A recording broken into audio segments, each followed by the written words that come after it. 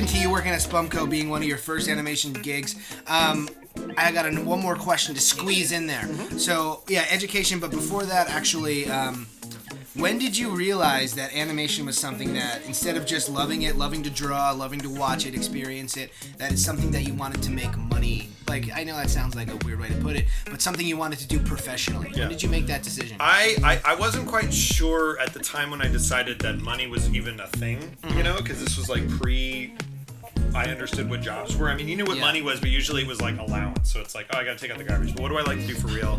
It's like, you know, I like to draw. I like to do voices. I like to puppeteer. Yeah. You know, I grew up watching Sesame Street, you know, which is something I've been talking about a lot because Kermit was sort of one of my first, like, you know, interactive shows, you know, because it's like when you watch Mickey Mouse and you watch all this stuff, every now and again they talk to the camera, but for people who grew up with the Muppets, it's like literally they're just talking to you, you know. So for sure, yeah. But to the point where if you're young enough, you kind of buy it. You're like, yeah, hey man, Kermit's my buddy, like he's my pal. Yeah. And what I loved about Sesame Street is it was so mixed media that like there was like animation, there was stop motion, there was puppets, there was dancing, there was this, that, the other thing. So I kind of feel like I liked all of it, and I almost couldn't decide, but I knew that I could draw, and that's what my parents really focused on. Yeah. Was me being able to draw, and then my mom actually, my dad especially, because he was an artist at one point. More abstract, but still he could, you know, when we would draw together, I would draw with him. But my mom was the one who was able to sort of, you know, hone my storytelling and my characters and sort of my acting.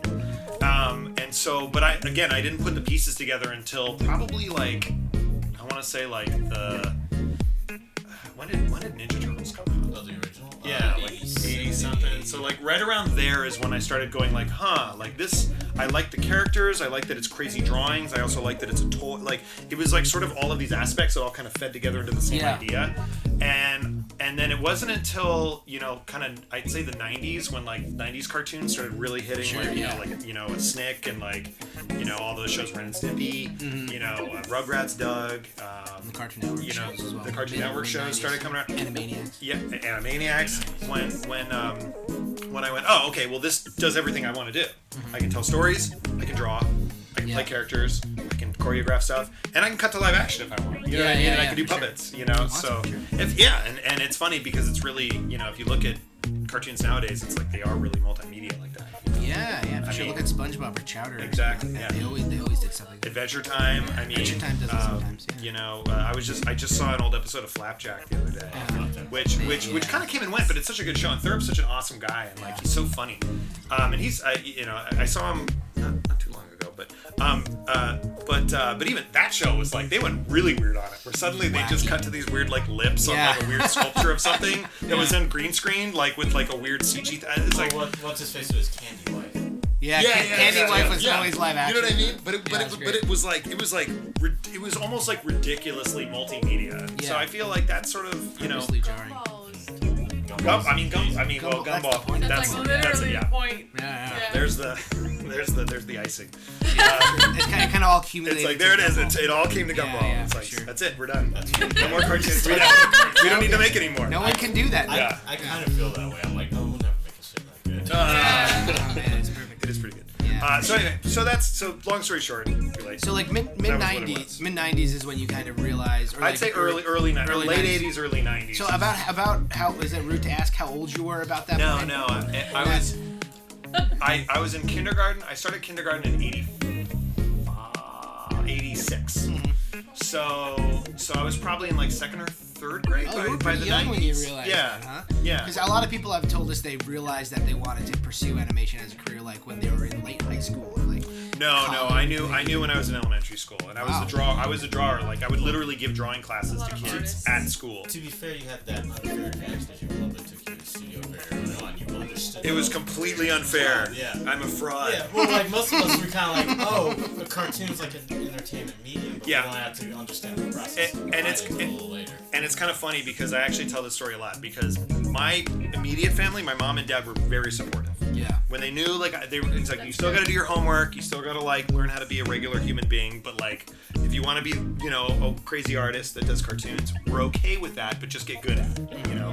And my art teachers growing up were always very supportive. My other teachers hated me. I got kicked out of class all the time for drawing flip books in my textbooks. Oh, dude, yeah. I got kicked out of class That's like all the time. Story of every freaking artist in school. Yeah, but what the cool thing was is that of course my dad went Matthew, but then he went.